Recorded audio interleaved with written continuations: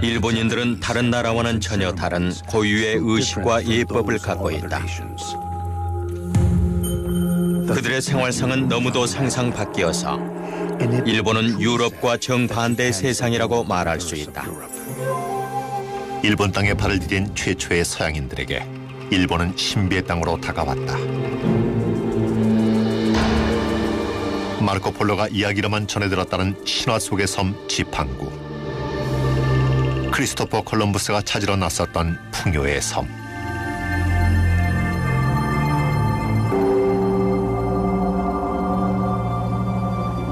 (1543년) 포르투갈인들이 일본에 처음 상륙했을 때 그곳은 오랜 세월에 걸친 내란으로 무척 혼란스러웠다. 이 혼란 속에서 위대한 사무라이 하나가 등장하는데 그가 세운 정권은 차후 250년간 강력한 힘으로 일본을 지배하게 된다.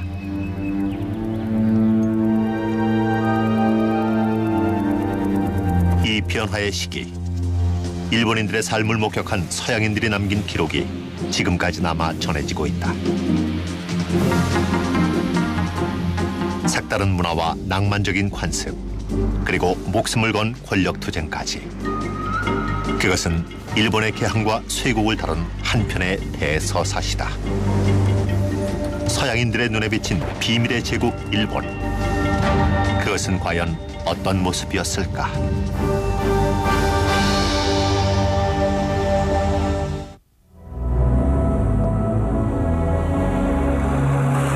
토끼와 물의 해, 8번째 달 25째 날 서쪽 해안에 거대한 배가 나타났다.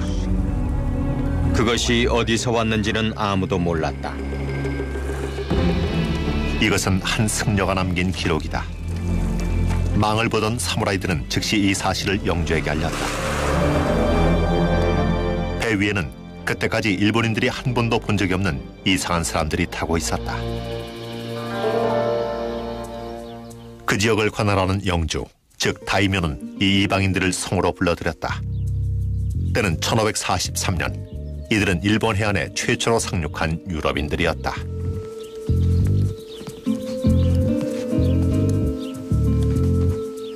다이묘는 포르투갈 상인들이 가져온 난생 처음 보는 신기한 무기에 호기심을 느꼈다. 일본인들은 새로운 것, 신기한 것에 관심이 많습니다. 따라서 난생 처음 보는 유럽인들에게 큰 흥미를 느끼는 건 당연하죠.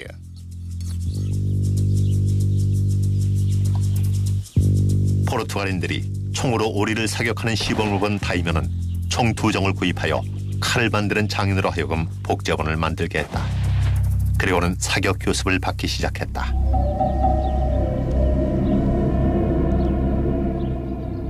일본에 상륙한 유럽인, 그리고 이들의 무기와 종교는 그 후 일본에 아무도 예측할 수 없는 영향을 미치게 된다.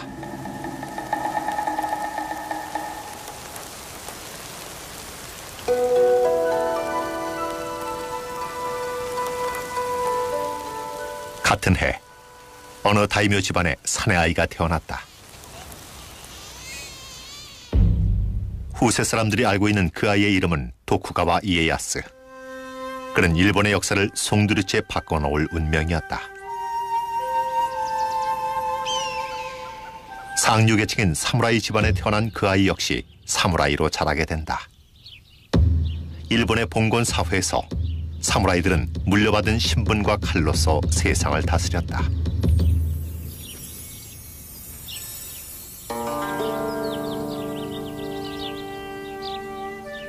다이묘 영주의 아들이었던 이에야스는 어려서부터 일찌감치 무술과 병법, 정치를 배워야 했다.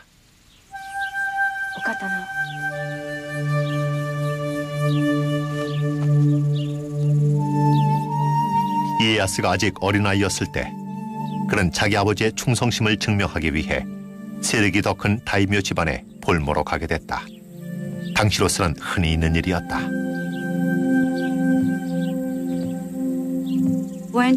볼모로 데려간 어린아이들은 인질로 취급되지 않았습니다. 그 풍습은 전국시대를 통해 아무도 서로를 믿을 수 없게 된 상황에서 발생한 불가피한 조치였지요. 그래서 하금영주의 아들을 볼모로 데려다 놓은 것입니다.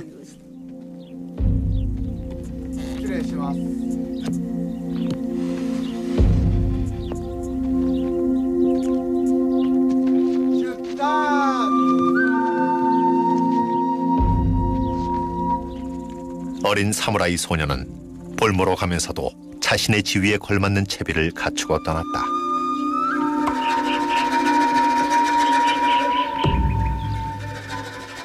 그는 자신의 앞날을 알지 못했고 두 번 다시 부모를 만날 수 없는 운명이란 것도 알지 못했다. 그는 그렇게 볼모로 성장했고 그의 삶 역시 내란의 격동 속에서 큰 혼란을 겪어야만 했다.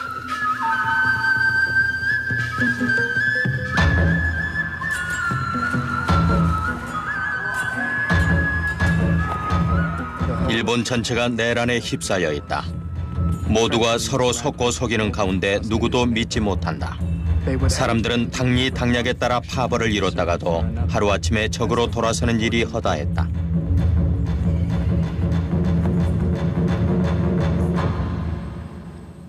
일본에 도착한 최초의 포르투갈인 중 한 명인 유아오 로드리게스는 일본의 격동기를 처음부터 목격한 증인이다.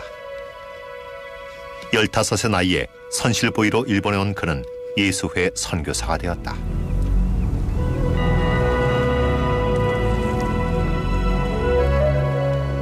포르투갈 상인들은 새로운 무역상들을 찾아 항로를 개척해 나갔고 주로 여기엔 예수회 선교사들이 동행하여 미지의 땅에 복음을 전파했다. 젊고 독실한 예수의 수사들은 일본에 도착하기까지 2년간의 여정에 활기를 불어넣었다. 그들이 보기에 일본은 선교 활동을 하기에 더없이 좋은 나라였다. 이들이 고국에 보낸 보고서에는 당시 일본의 모습이 상세히 묘사돼 있다.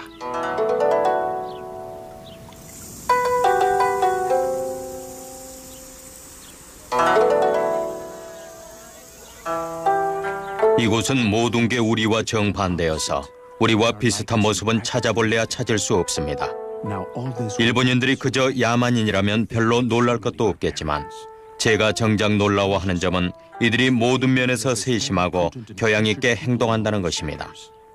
만일 내가 이곳에서 직접 겪어보지 않았다면 남이 이렇게 말한다 해도 믿지 못했을 것입니다. 선교사들은 일본인들이 참으로 놀라운 종족이라고 생각했습니다. 그들은 일본 문화가 너무도 발달돼 있어서 유럽에 알릴 가치가 충분하다고 생각했죠. 일본인들의 언어 그리고 복잡한 정치 제도 등이 선교사들의 눈에는 모두 놀라움이었습니다. 여기서 우리가 짚고 넘어가야 할 건 유럽인들이 동양인을 정복자가 아닌 동등한 시각에서 보기 시작한 게 이때가 처음이라는 사실입니다. 일본인들은 우리와는 달리 글씨를 종이 위에서 아래로 내려가며 쓴다.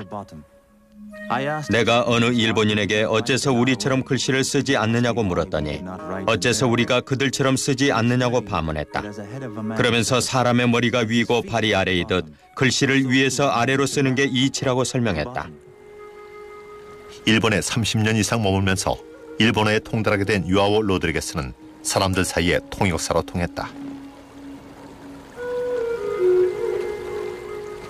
그는 선교 활동을 한 덕분에 일본 사회의 가장 상류층인 다이묘에서 하류계층인 농민들까지 골고루 관찰할 수 있었다.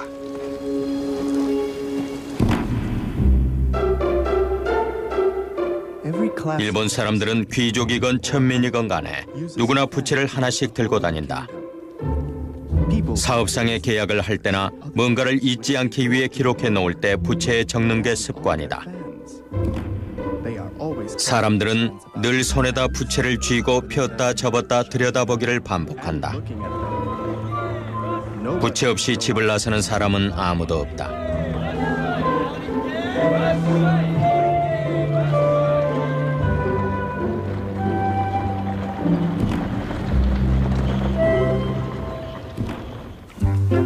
그런데 로드리게스가 본 일본인들 역시 유럽인들에게 똑같은 호기심을 갖고 있었다. 일본 사람들은 우리의 크고 긴 코와 수염, 그리고 붉은 머리카락을 신기해하며 이것이 신체적인 결함이라고 여긴다. 일본인들은 유럽 사람들을 남방에서 온 야만인이라고 불렀습니다. 우선 식사 예법이 크게 달랐는데 일본 사람들은 젓가락으로 얌전히 식사하는 반면 그 당시 유럽인들은 나이프로 자른 뒤에 맨손으로 집어먹는 게 보통이었거든요. 그리고 대부분의 일본인들은 매일 목욕을 하는 반면 유럽인들은 그때만 해도 몇 달씩 씻지 않고 지내는 일이 다반사였습니다. 그러니 일본인들 입에서 야만인이란 소리가 나올 만하지요. 그러나 선교사들은 일본인들에게 무슨 소리를 듣던 간에 일본에 남아있기로 작정했다.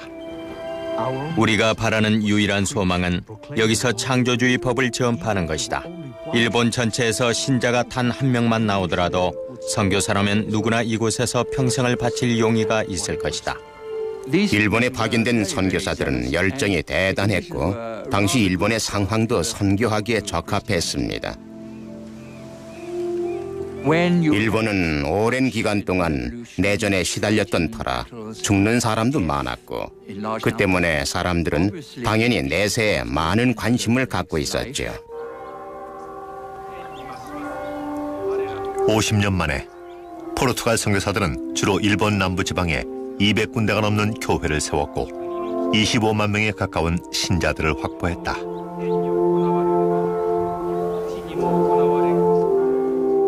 당시 무역과 종교는 서로 뗄래야 뗄 수 없는 관계에 있었다.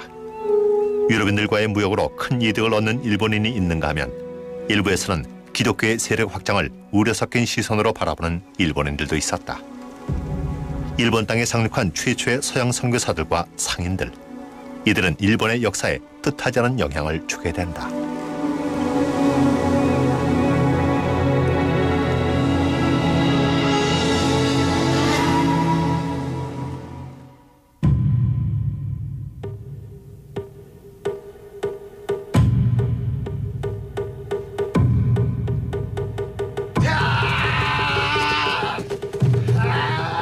힘겨운 훈련을 참아낼 것, 아무리 위험이 닥쳐도 냉철한 정신을 잃지 말 것, 죽음을 담담하게 맞을 것. 이것이 바로 검도의 기본 정신이다.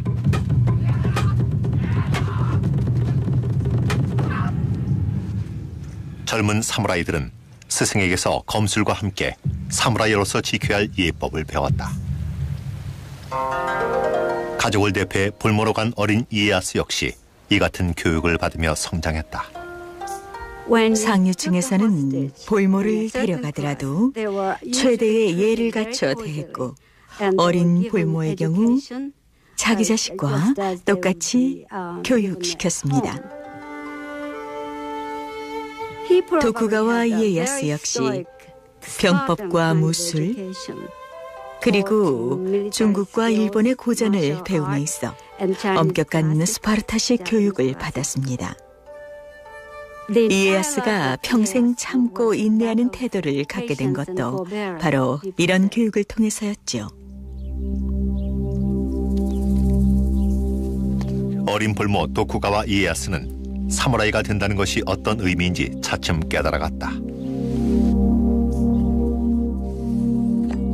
머리를 항상 꼿꼿이 세우되 아래나 위를 쳐다보아서는 안 되며 눈을 굴리거나 좌우를 힐끔거려서도 안 되고 가늘게 떠야 한다. 또한 복부에는 단단히 힘을 주고 서서 허리가 구부정하지 않게 해야 한다. 이에야스가 성인으로 인정받는 15이 되자 두 자루의 칼을 차고 다닐 수 있는 권리를 갖게 됐다.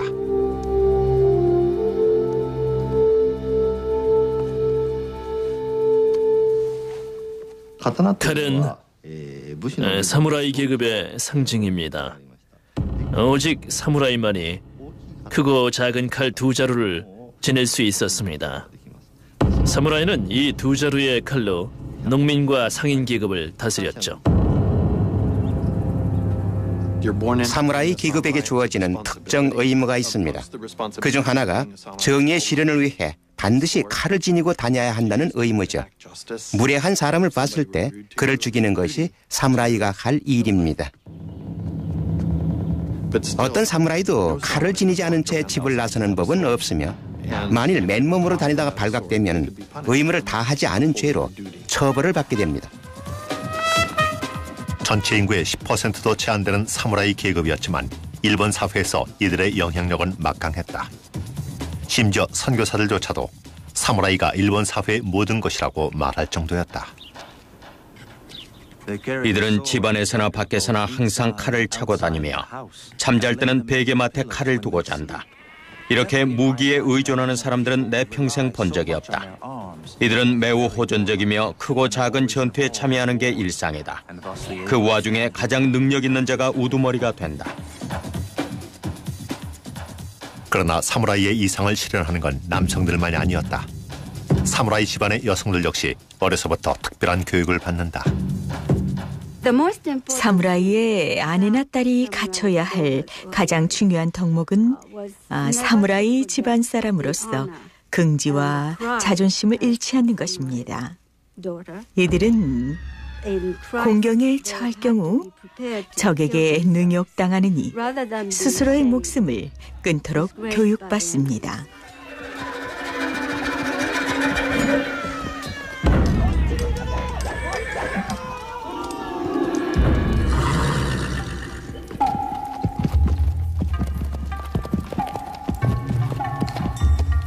사무라이에겐 자신의 가족과 가문을 지킬 의무가 있지만 그보다 더 큰 의무는 전쟁터에서 적으로부터 영주를 지키는 것이었다.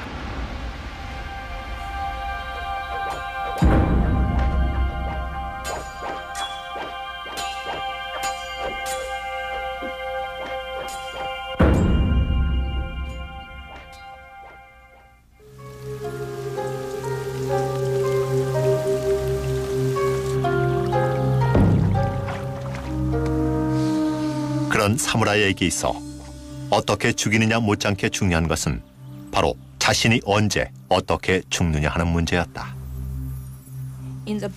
사무라이는 죽는 순간까지도 위험을 지켜야 합니다. 죽는 순간에도 자신의 신체와 운명을 통제하고 내면의 힘을 과시해야 합니다. 어찌 보면 사무라이는 죽는 순간마저도 철저히 연출해서 보여줄 의무가 있는 것입니다. 사무라이가 죽는 방법은 세푸코 혹은 하라키리라 불리는 할복 자살이다. 사무라이는 장검과 단검, 두 자루의 칼을 항상 소지하고 다닙니다. 이 중에 단검은 할복할 때 사용되는 칼입니다. 사무라이가 할복하는 이유는 사람의 영혼이 복부에 있다고 믿기 때문이죠. 따라서 할복을 해보면 그 사람의 영혼이 순수한지 그렇지 못한지를 알 수 있다고 믿었습니다. 죽음을 앞두고 남기는 시에서부터 칼로 배를 긋는 최후의 순간까지 세푸코는 명예로운 죽음을 위해 최대한의 격식을 갖춘 의식이다.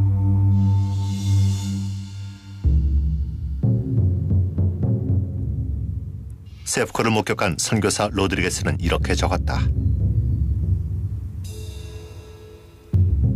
하얀 기모노로 갈아입은 사무라이는 엄숙하고 위험있게 단상에 올라섰다.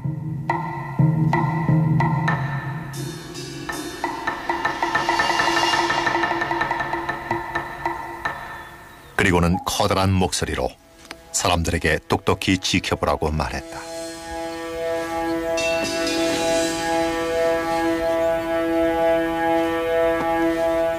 그는 자리에 앉아서 천천히 차분하게 유언을 작성했다. 그것은 자기가 영주의 명예를 위해 죽는 것이니만큼 남은 식솔들을 부탁한다는 내용이었다. 그리고는 작별 인사를 고한 다음 두려움 없이 할복해 목숨을 끊었다. 이런 일은 일본에서 종종 있는 일이다.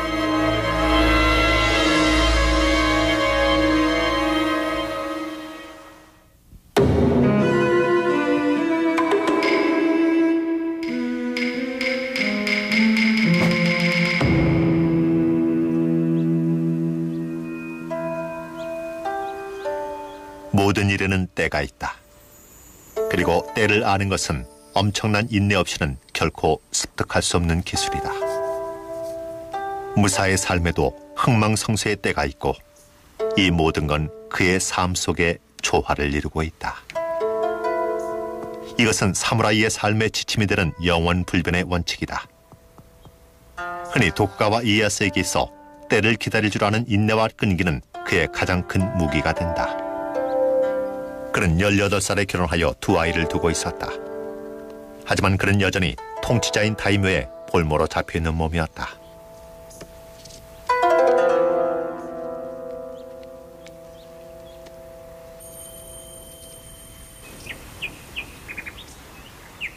이에야스는 다이묘를 도와 크고 작은 전투를 치르며 무사로서의 기술을 갈고 닦게 된다. 그러던 중 그를 지배하던 다이묘가 전사하자 이에야스는 마침내 자유의 몸이 된다. 이에야스는 갈림길에 섰습니다. 죽은 다이묘의 가족을 계속 모시고 살 것인지 아닌지를 결정해야 했지요. 하지만 그에게는 고향으로 돌아가 자기 집안이 소유하고 있던 영토를 되찾고 그것을 더 확장하려는 야망이 있었습니다. 고향에는 아직도 볼모로 잡혀간 그를 충성스럽게 기다리는 가신들이 남아있었기 때문입니다.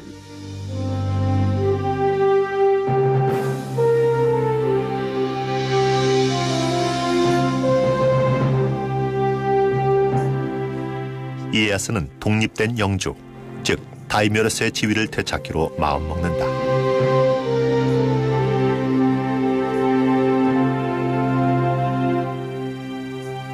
그는 가문의 영토가 남아있는 고향으로 돌아갔다. 이제부터는 그 자신과 가문을 위해 싸울 작정이었다. 나는 적에 대항해 맹렬히 싸웠고 내 아버지 원수를 갚기 위해 최선을 다했다. 이렇게 하는 것이 내가 다스리는 땅에 살고 있는 사람들을 위해 평화를 가져오는 길이라 확신한다. 볼모로 지낸 세월이 그에겐 훈련의 과정이었다. 이제 그는 사무라이 수업에서 배운 대로 세심한 전략을 세운다.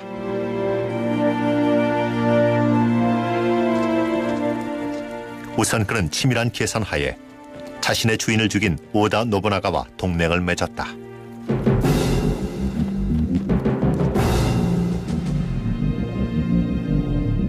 당시 노부나가는 일본에서 가장 용맹하고 세력이 강한 장군이었다.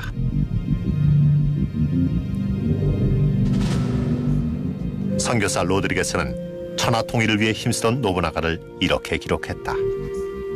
노부나가는 일본의 전국시대를 종식시키기 위해 나선 최초의 인물이다. 그가 일본 땅의 절반을 정복하자 나머지 절반은 그의 이름만 듣고도 두려워한 나머지 무슨 명령이든 복종할 태세였다.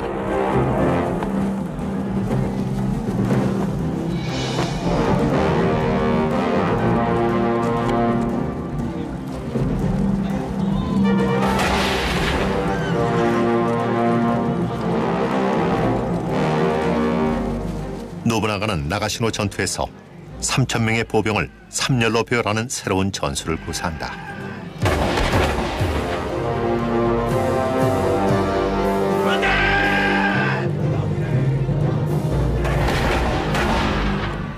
만 명에 달하는 적군에 맞서 노부나가의 보병들은 3중 연속 사격 진영을 구축하며 적군을 물리쳤다.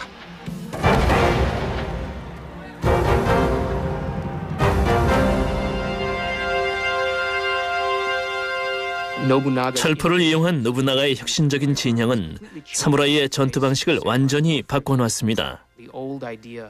그 전에는 양쪽 진영을 대표하는 사무라이 2명이 벌판에서 만나 결투를 벌였습니다. 우선 한쪽 사무라이가 자신의 출신과 이름을 큰 소리로 외쳐서 말하고 상대를 큰 소리로 불러내는 것이 순서였죠. 매우 신사적인 결투 방식이라고 할 수 있습니다.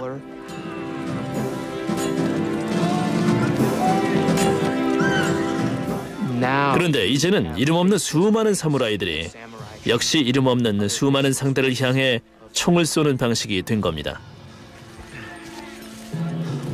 노부나가는 승승장구했다. 그러던 어느 날 밤 그의 부하 중 한 명이 그를 배신한다.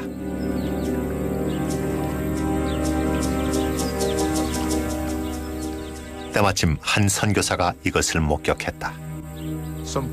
내가 일과를 마치고 저녁 기도를 올리고 있는데 어떤 신자 하나가 다급히 찾아와서는 성 안에 난리가 났다고 전했다. 밖에서는 총소리가 들렸고 불꽃이 보였다. 영주 밑에 있는 장군 중 하나가 배반했다는 소문이 돌았다. 어떤 이는 영주가 할복했다고도 하고 또 어떤 이는 영주 스스로 성에 불을 지르고 죽음을 맞이했다고도 했다. 한 가지 확실한 사실은 그 이름만으로도 수많은 사람들을 떨게 했던 그가 죽고 난 다음에는 단 한 올의 머리칼도 단 한 줌의 채도 남기지 않았다는 사실이다. 성이 화염에 휩싸이는 사이 노부나가의 충성스러움과 도요토미 히데요시가 기회를 포착했다. 도요토미 히데요시는 즉시 행동을 취하고는 배신자를 살해했습니다. 그는 이렇게 함으로써 노부나가의 뒤를 이어서 지휘권을 확보할 합법적인 권리를 갖게 된 거죠.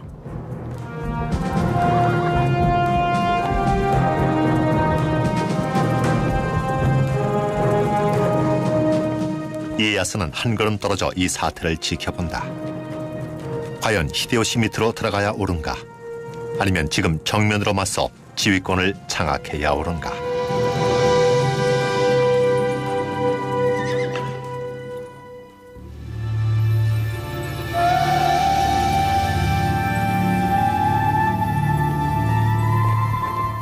노부나가와 히데요시, 도쿠가와 이에야스. 100년에 걸친 지루한 난세를 종식시킨 세 사람은 천하통일을 이룬 영웅으로서 역사에 길이 남게 된다. 이 세 사람의 성격을 극명하게 보여주는 얘기가 있습니다. 오다 노부나가와 토요토미 히데요시, 도쿠가와 이에야스 세 사람이 두견새를 앞에 두고 있었는데 새가 울지 않자 노부나가는 새를 죽여버리겠다고 말합니다. 그러자 히데요시는 새가 울지 않으면 울게 만들겠다고 말했고 이에야스는 새가 울지 않으면 울 때까지 기다리겠다고 말을 합니다. 이렇듯이 이에야스는 인내와 끈기의 전략가로서 조용히 때를 기다리다가 행동을 취하는 성격이었습니다. 노부나가가 죽고 난 후 이에야스와 히데요시는 서로를 신중하게 견제하며 상대를 제압할 기회를 엿보았다. 군인으로서의 이에야스는 전쟁터에서 조금도 망설임이 없는 용감한 인물이었습니다. 그러나 그는 용감하면서도 신중한 성격이었죠. 그에 관해 전해오는 한 가지 유명한 일화가 있습니다. 말을 잘 타기로 유명한 그가 말을 타고 가다가 불어난 강물을 건너게 됐습니다. 강 위에는 외나무 다리가 있었는데 사람들은 위대한 이에야스가 어떻게 강을 건널지 숨을 죽이고 지켜봤습니다. 그런데 뜻밖에도 이에야스는 말에서 내려 고삐를 잡더니 말이 외나무 다리를 건널 수 있도록 조심조심 이끌었습니다. 그가 얼마나 신중한 사람인지 잘 보여주는 일화죠. 이에야스가 최대한 몸을 낮추고 신중한 전략을 구사한 반면 히데요시는 기회가 찾아오자 재빠르고 단호한 조치를 취했다. 사실 도요토미 히데요시는 하층민 출신이었다. 농군의 아들로 태어나 밑바닥부터 한 계단씩 차례로 밟아 최고의 자리에 오른 히데요시였으나 자신의 운명에 관해서는 확실한 신념을 갖고 있었다. 내 어머니가 날 잉태했을 때 신비한 징조가 있었다. 그리고 내가 태어나던 바로 그날 밤 갑자기 방 안에 햇살이 들어차면서 밤이 낮으로 바뀌었다. 이를 보고 사람들이 예언하기를 이런 기적을 안고 태어난 아이는 비범한 능력을 지닌 인물이 될 것이라고 했다. 그리고 이제 나는 그 예언을 이루었다. 히데요시가 권력을 잡은 지 얼마 후 이에야스는 그에게 도전한다. 그러나 곧 히데요시와 맞서는 것보다는 그와 동맹을 맺는 편이 훨씬 이득이란 걸 깨닫는다.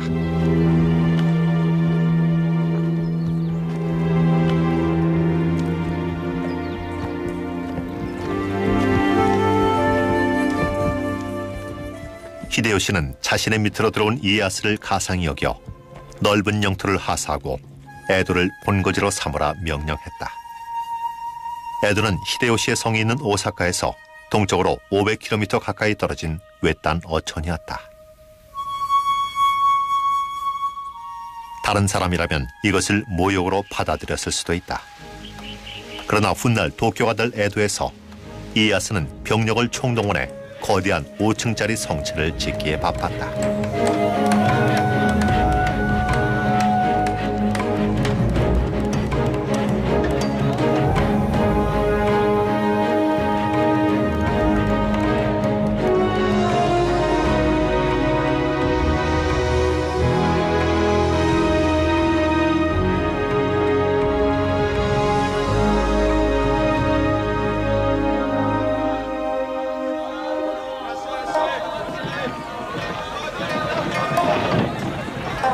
한편 오사카의 히데요시 역시 자신의 성을 강화하는 작업에 착수했다.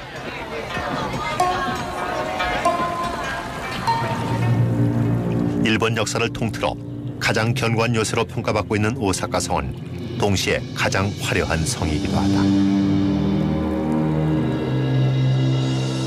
오사카 성은 인근 교토에 있는 천황의 궁궐과 가까운 전략적 위치를 확보하고 있었다.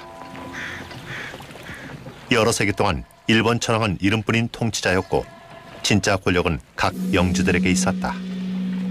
천황은 연회에 참석하고 시나 읍조리며 세월을 보내는 존재였다. 이에야스의 시절 천황은 무기력한 존재였습니다. 하지만 쇼군을 임명할 수 있는 권한은 그래도 천황에게 있었지요. 상징적으로나마 최후의 중재자 역할을 할 능력이 남아있었던 것입니다. 그래서 일본의 영주들은 하나같이 교토를 목표로 삼고 있었습니다. 천황으로부터 일본 최고의 장군으로 인정받을 필요가 있었기 때문이죠.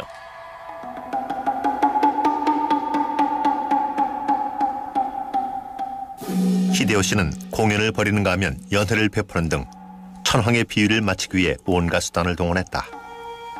그러나 천황은 천민 출신인 그에게 쇼군의 칭호를 내리지 않았다.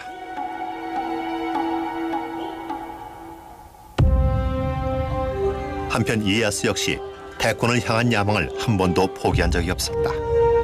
그는 황제의 아들에게 자신의 손녀를 시집 보내는 등 황실과 돈독한 관계를 유지했다.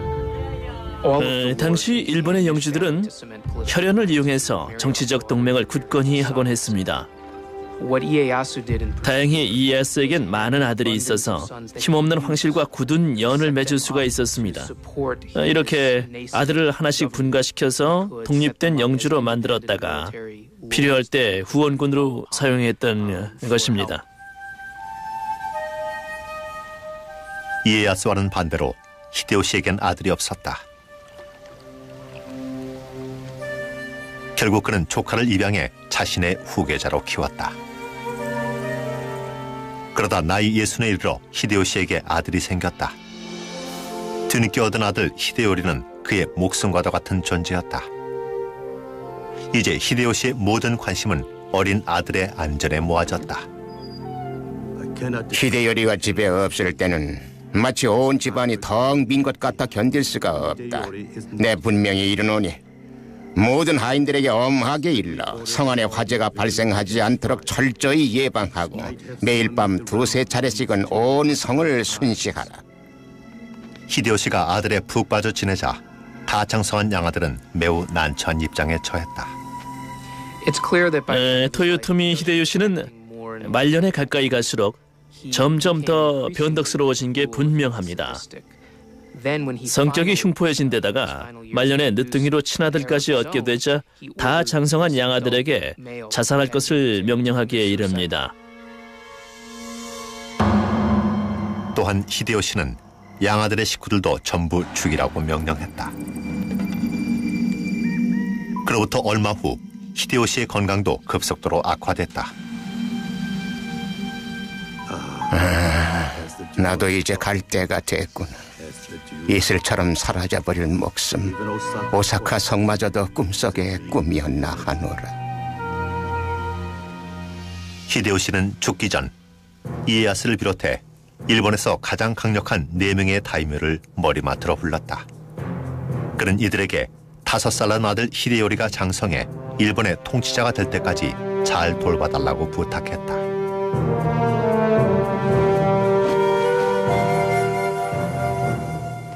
이에야스는 목숨을 걸고 아이를 돌보겠다고 맹세했다. 그러나 그 맹세는 매우 지키기 힘든 약속이었다.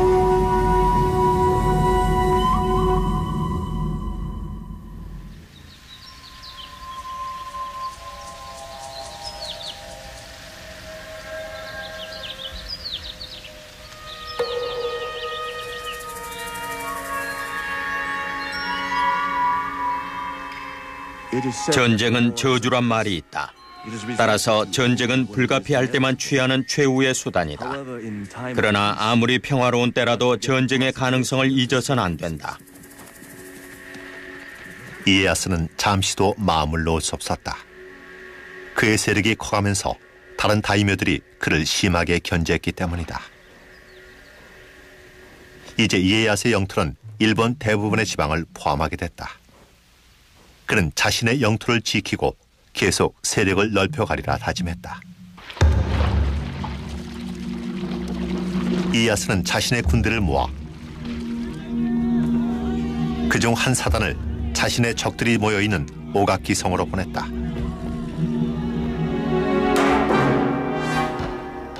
전쟁이 시작되자 부녀자와 아이들은 서둘러 피신했다.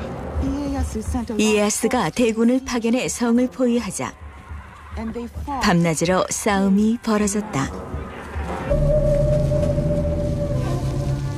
오가키 성에서 대승을 거둔 이에야스의 군대는 나머지 다이묘들과 그 잔당들의 뒤를 쫓았다. 이들은 세키가하라 마을 서쪽에 위치한 좁은 계곡에서 대치하게 된다. 이 세키가하라 전투야말로 일본의 역사를 바꿀 중요한 전투였다. 이에야스는 계곡이 한눈에 내려다보이는 언덕 위에 본부를 설치하고는 지원군이 올 때까지 밤새 기다렸다.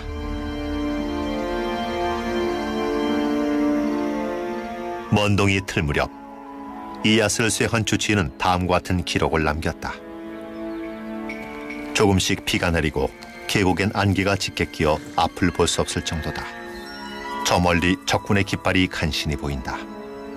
이에야스 장군께서는 말에 올라 적의 동태를 살피셨다. 적과의 거리는 4km 정도로 추정된다. 이에야스의 군대는 5만, 적군은 8만. 수적으로 불리한 이에야스는 아들이 지원군을 이끌고 오기를 기다렸다.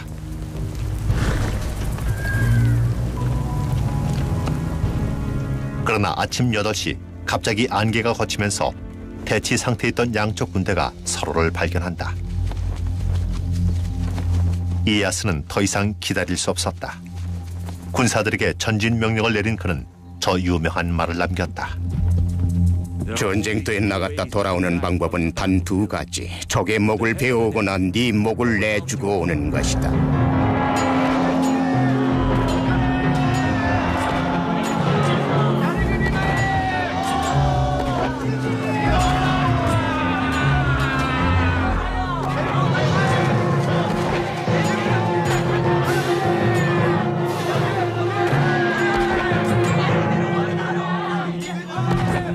이에야스는 도저히 이길 수 없을 것 같은 적을 상대로 한동안을 버텼다.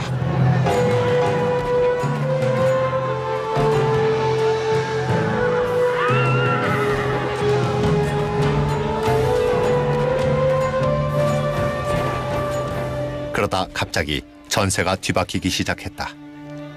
적군을 이끌던 다이묘 중 몇 명이 이에야스 쪽으로 전세가 기울자 군대를 이끌고 투항한 것이다.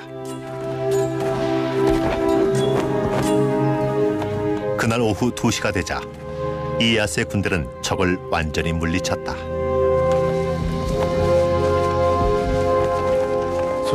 세키가라에서의 승리는 전국 시대를 종식하고 새로운 시대의 시작을 알리는 서곡이었습니다. 세키가라 전투가 중요한 이유는 바로 이 때문이죠. 이에야스의 권력을 인정한 천황은 그에게 쇼군의 칭호를 내린다. 그것은 오직 일본 최고의 장군에게만 주어지는 칭호였다. 마침내 도쿠가와 이에야스는 일본의 모든 군대를 지배할 권한을 갖게 됐다.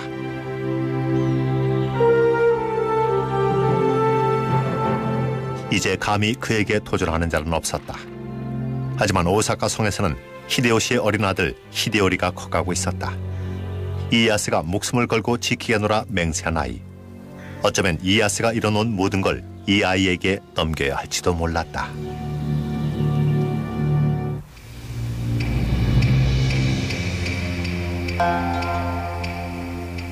히데요리가 성인이 되자 한 다이묘가 경고한다. 히데요리가 히데요시의 후계자이긴 하지만 이에야스는 절대 권좌를 내주지 않을 것이다. 머지않아 야망을 품은 누군가가 히데요리의 이름을 빌어 반란을 선동할 것이고 그 책임은 무고한 히데요리에게 돌아갈 것이다. 결국 히데요리는 자살할 수밖에 없을 테니 히데요시의 망령이 어찌 슬퍼하지 않겠는가. 히데요리가 성인이 되자 이에야스는 더 이상 그를 무시할 수 없게 됐습니다. 단지 살아있다는 것만으로도 큰 위협이 됐으니까요. 이에야스는 히데요시의 합법적인 후계자인 히데요리가 성인이 될 때까지 목숨을 걸고 돌봐주겠다고 맹세를 한 바 있습니다. 따라서 히데요리는 도쿠가와의 권력에 큰 걸림돌이 된 존재지요. 이에야스로서는 한 가지 방법밖에 없었다. 히데요리가 죽을 때 했던 맹세를 깨는 수밖에 없었던 것이다. 이에야스는 다시 한번 싸움을 일으켜야 했다. 당시 상황은 또 하나의 일전을 예고하고 있었습니다. 일본에는 여전히 수천 명의 사무라이들이 건재했는데 그들 중 상당수는 히데요시 일가에 충성을 맹세한 사람들입니다. 따라서 아들 히데요리에게도 똑같은 충성을 바치는 게 당연했죠. 이 사무라이들이 오사카 성으로 속속 집결합니다. 그런데 알다시피 오사카 성은 난공불락의 요새였죠.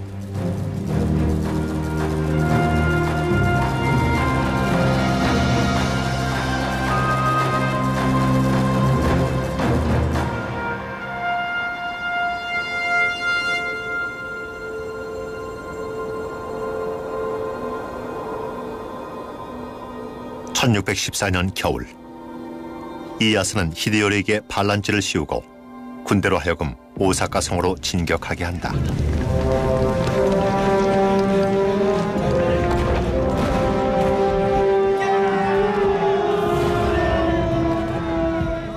(10만 명에 달하는 히데요리 추종자들도 강하게 맞섰다.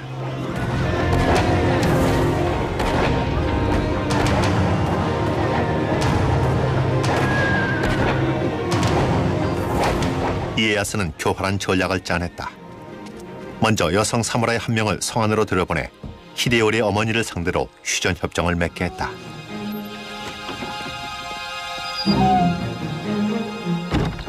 이에야스는 히데요리가 더 이상 반란을 꾀하지 않겠다고 맹세할 경우 책임지고 그의 안전을 보장해 주겠다고 약속한다.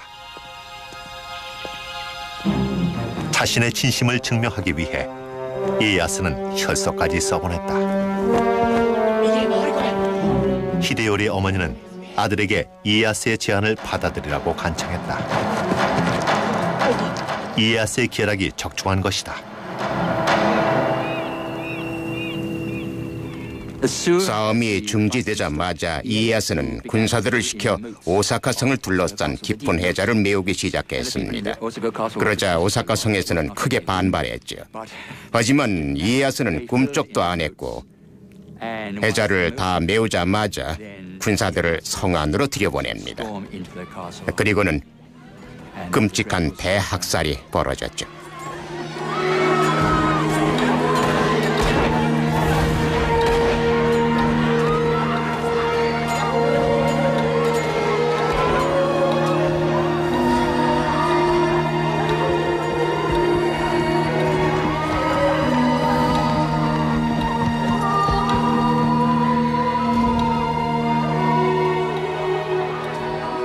수많은 병사들과 부녀자, 어린아이들이 성 안으로 피신했다.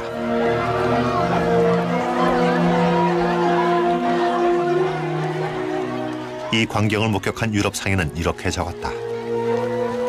오늘 이에야스가 오사카 성으로 쳐들어가 히데요리의 병력을 완전히 전멸시켰다는 소식을 들었다. 이 과정에서 10만에 가까운 사람들이 목숨을 잃었는데 죽은 사람 중에 목이 제대로 붙어있는 사람은 하나도 없다.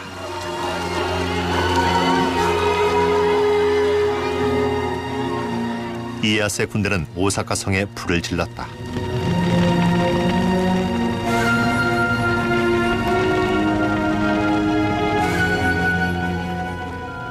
히데요리는 화염에 갇혀서도 항복하길 거부했다. 달리 선택권이 없었던 그는 결국 할복하고 말았다.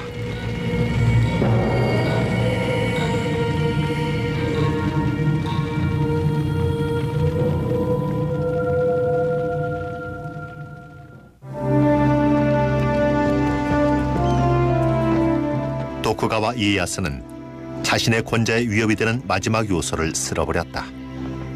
그러나 모든 이들이 그의 통제하에 놓인 건 아니었다. 그가 가치를 인정하면서도 불신하는 서양 상인들이 있었고 무엇보다도 가장 큰 위협으로 여긴 기독교도들이 남아있었다. 도쿠가와 이에야스는 일단 싸움에서 승리했다. 그러나 일본의 미래를 지배하기 위한 그의 싸움은 그때부터 시작이었다.